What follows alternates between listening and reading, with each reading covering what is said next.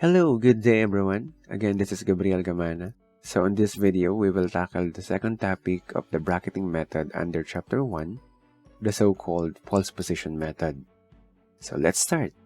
The previous method, which is bisection method, is dividing the interval from the lower x to the upper x into equal halves. Not take into account the magnitude of the function dependent to lower x and the function dependent to upper x. For example, if the function dependent to upper x is much closer to 0 than to the function dependent to lower x, it is likely that the root is closer to upper x than to lower x. An alternative method that exploits this graphical insight is to join the function dependent to lower x and the function dependent to upper x by a straight line. The intersection of this line with the x-axis represents an improved estimate of the root.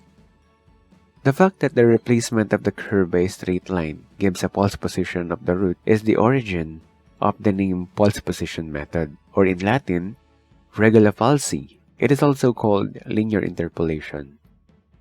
Here is the procedure of the false position method based from the textbook reference. And as you see, it is almost identical to the procedure of bisection method except for procedure number 2.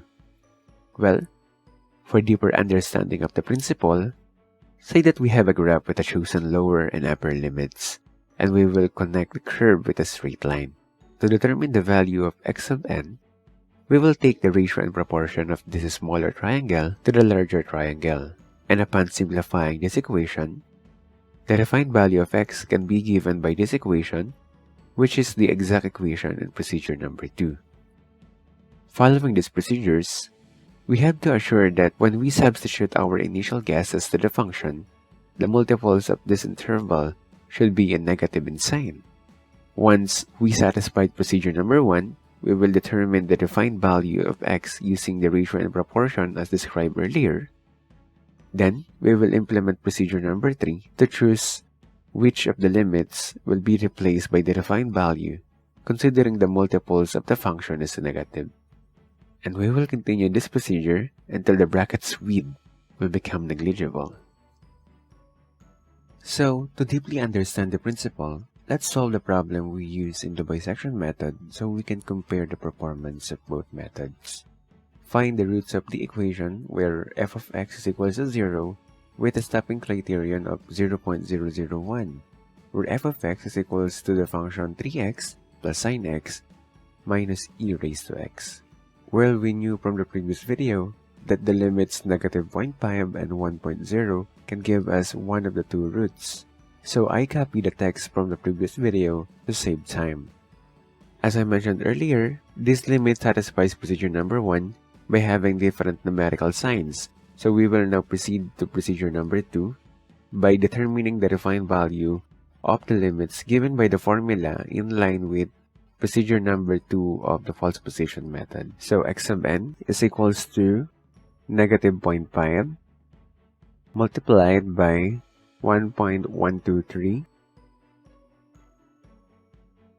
minus 1 multiplied by negative 2.586 all over 1.123 minus negative 2.586, and that is equals to 0.546.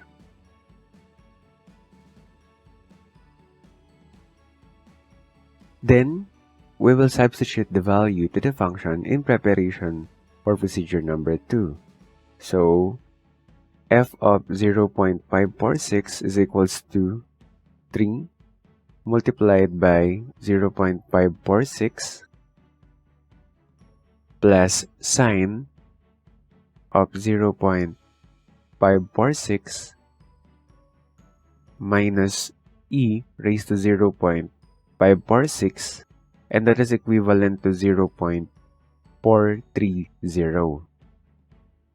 Since the resulting value of the function is positive, we have to replace the limit that has the same sign when plugged into the function. And since this is the first iteration, we don't have to determine the relative error. But take note that when the limit or the refined value is substituted to the function and the resulting value is 0, it means that that particular value of x who produced the 0 number is the root of the equation.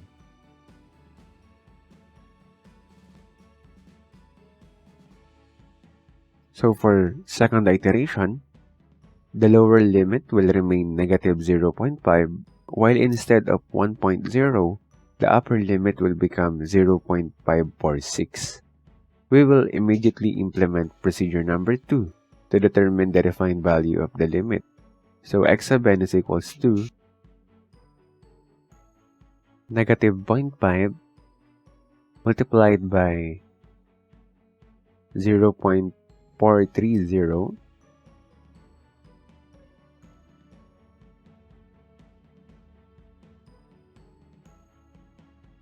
minus 0.546 multiplied by negative 2.586 all over 0.430 minus negative 2.586.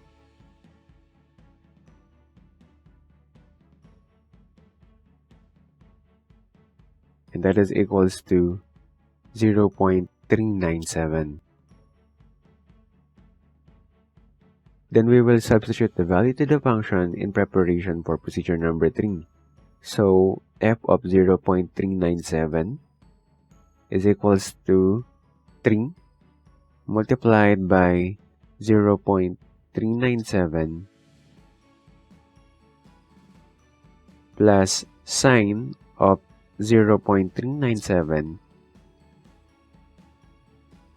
minus e raised to 0.397, and that is equivalent to 0.089.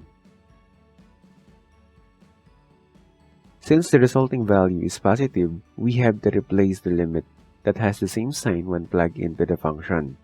But this time, we will check the relative error of the present and previous iteration. So epsilon sub n is the absolute value of 0.397 minus 0.546 all over 0.397, and that is equivalent to 0.376. Still far from the stopping criterion, so we will still proceed the solution.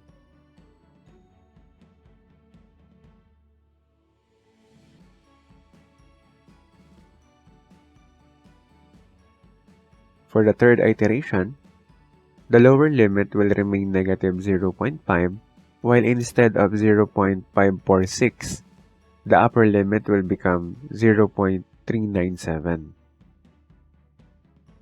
So, x sub n is equals to negative 0.5 multiplied by 0.089 minus 0.397 multiplied by negative 2.586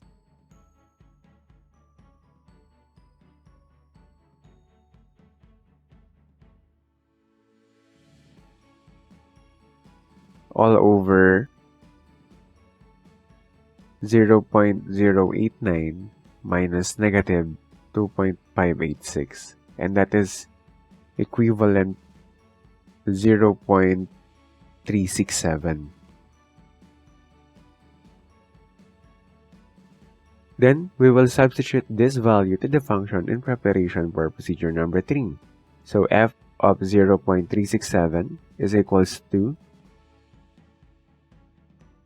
3 multiplied by 0.367 plus sine of 0.367 minus e raised to 0.367, and that is equivalent to 0.367. 0.016.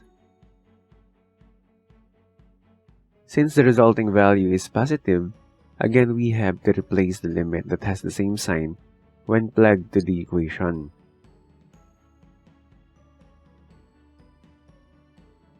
So the epsilon sub n is the absolute value of 0.367 minus 0.397 all over 0.367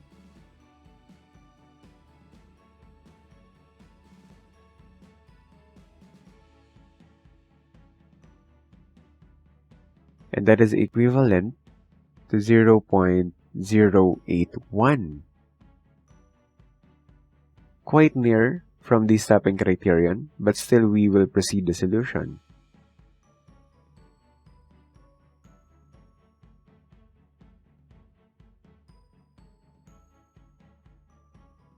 So for the fourth iteration, the lower limit will remain negative 0.5, while instead of 0.397, the upper limit will become 0.367.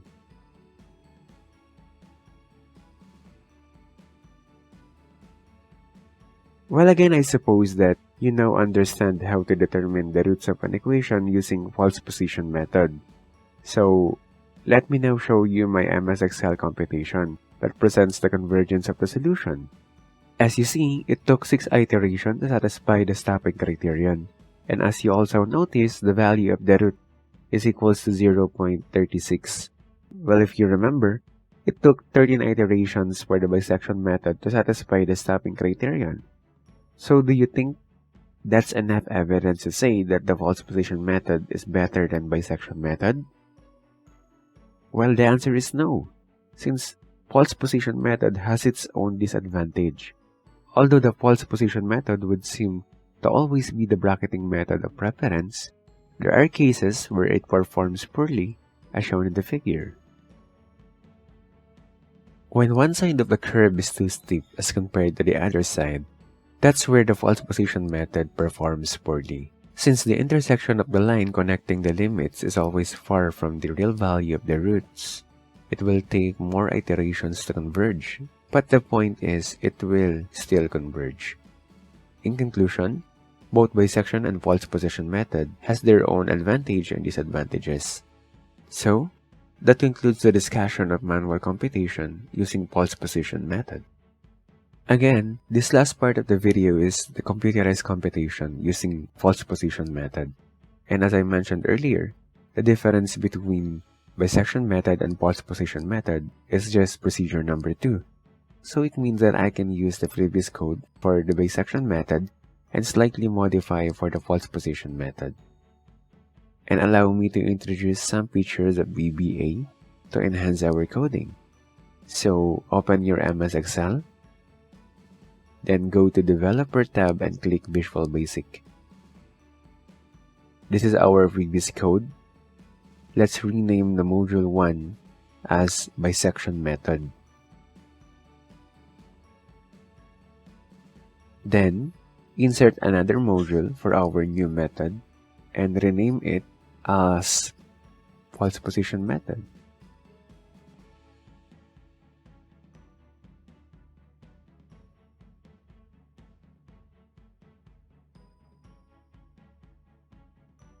Let me paste the previous code and I will rename this as false position.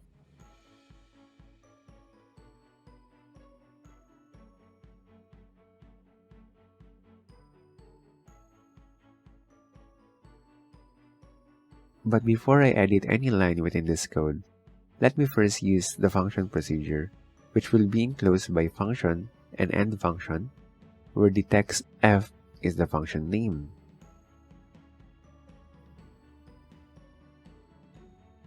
The s double text is just a declaration of what type of variable is this function. For example, is it a text of word like a string? Is it a whole number like an integers? Or is it a number with decimal place like double? And many other types of variables.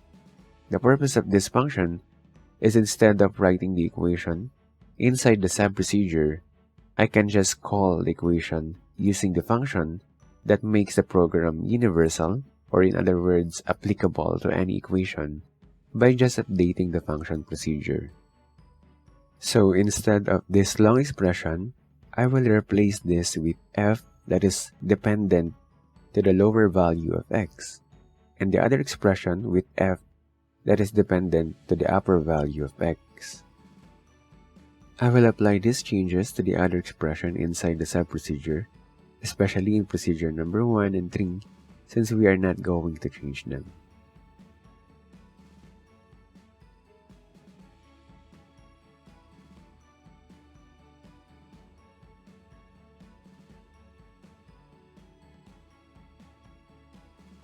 This time, I will update procedure number 2 in line with the equation of pulse position method using the function procedure. And lastly, let me just change the coordinates of the cell function to avoid erasing the output of the bisection method.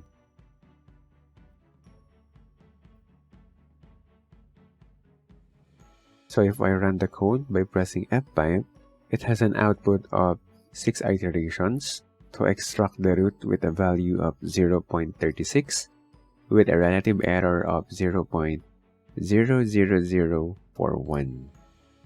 Again, you can update the initial guesses to determine the other value of the root. So that's it for this video. Hopefully you learned something new. Thank you for watching and see you soon. So keep safe, guys.